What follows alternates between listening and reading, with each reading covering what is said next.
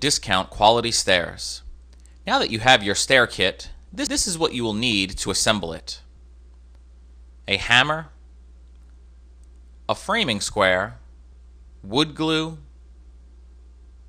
a drill or screw gun, some clamps, and a tape measure. First, get yourself organized with all your tools together, as well as your stair kit in a nice, cleared out area. A half-open stair, you have one half-open tread or transition tread, and if you ordered a pre-fit railing, a notched bottom tread. Both are marked accordingly. So let's get started. Place your transition tread into the route where marked on the stringer. Loosely install the wedge. You will be removing this later, so not too tightly. First, we will assemble the closed or box portion of the stair. Install the topmost tread the same way you did the transition tread. Then do the same for a middle tread. So you have 3 partially installed treads. Using your framing square, make sure the treads are not leaning too much out of plumb. Now install your closed stringer. Put your 3 treads into the route.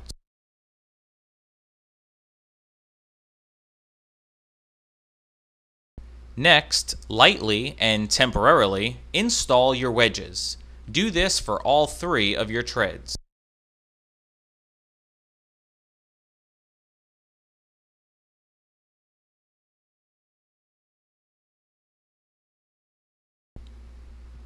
Your transition from closed to open stair should look something like this.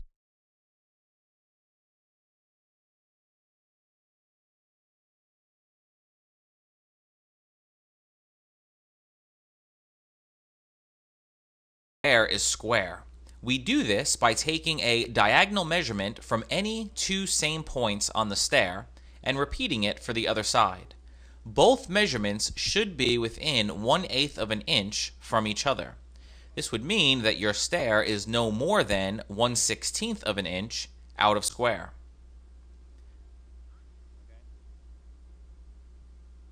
Now you have a nice square stair frame to start working with.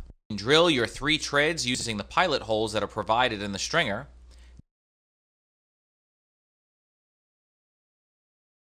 Then secure the treads using 4 screws in each.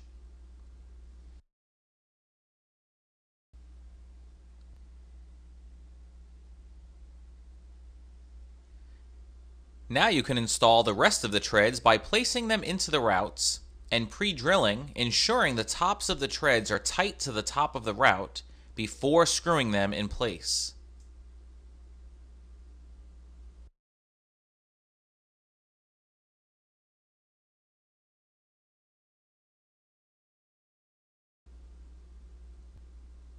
Now that all your treads are installed, install your risers. Please note there is a pre-drilled hole for a screw in each riser. This faces you. Install all risers by placing them into the routes. Now, remove the temporary wedges you installed previously.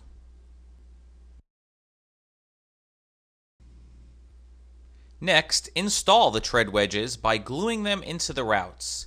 It's best to have glue squeezing out on both sides of the wedge. Be generous with the glue.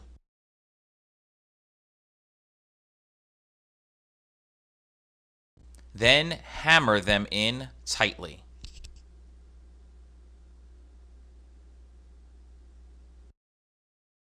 Now do the same for the risers. Tap with the hammer your riser to make sure it is tight to the tread bottom.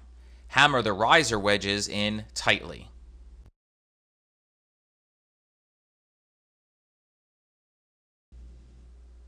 Next, you screw the backs of the risers into the treads.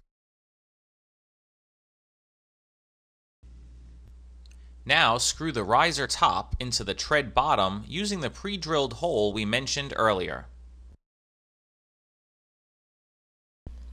Now that you have nearly completed the closed portion of your stair, flip the stair back over onto its closed stringer.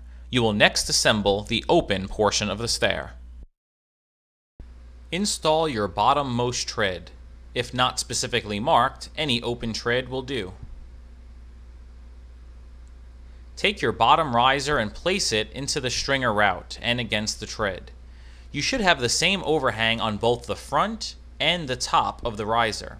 Typically, this is 1¼ inches. Clamp the riser into place. Do the same for your transition tread riser. Go ahead and check that your tread is sitting in the route entirely and is square to the stringer. Temporarily install your wedges.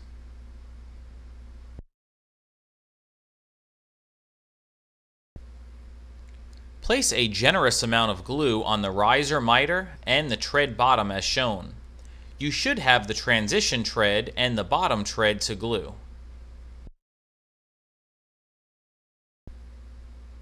Now, with some help, place the open stringer into position. Fasten your 2 risers with trim head screws that were provided for you into the stringer.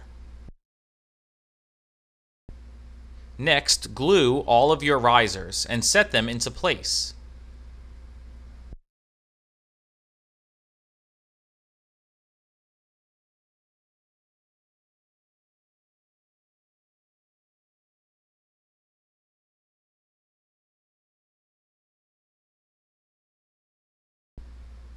Fasten each riser into the stringer with 2 trim head screws.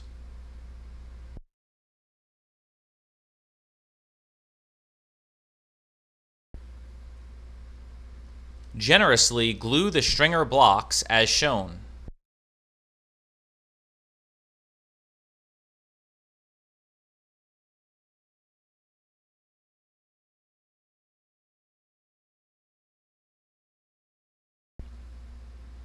Next, install your treads into the routes.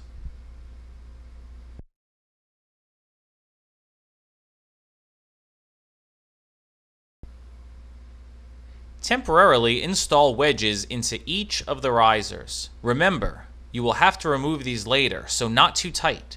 As you do this, you will notice that the riser becomes nice and tight to the route on the face of the stair.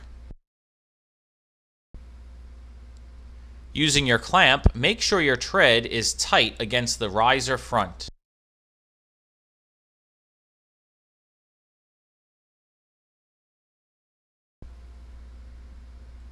Now, using panhead screws, fasten the stringer block to the tread using 2 screws in each.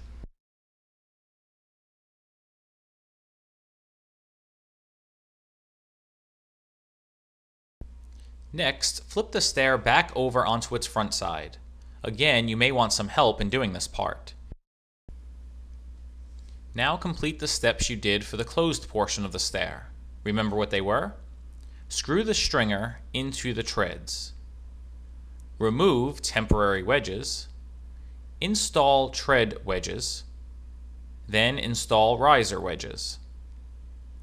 Screw backs of risers into treads and risers top into tread bottom. Now you have come to an integral step in stair assembly, glue block installation. Place a generous amount of glue on 2 sides of the glue block and make sure it's well seated into the riser and tread intersection. 1 additional glue block is placed at the intersection of the riser and stringer as shown on open stairs. Now you must wait 30 to 40 minutes for the glue to set or dry before moving on. If you cannot wait, you may choose to fasten the blocks into place. Oftentimes this is done by means of a pneumatic nailer. Feel free to use wood putty to take care of any minor imperfections you might notice.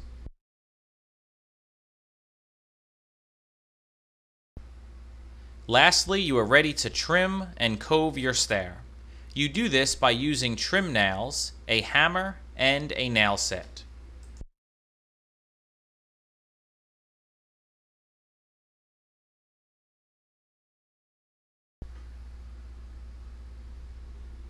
Pat yourself on the back for a job well done. If you encountered any issues or need any help, feel free to call us at 1-800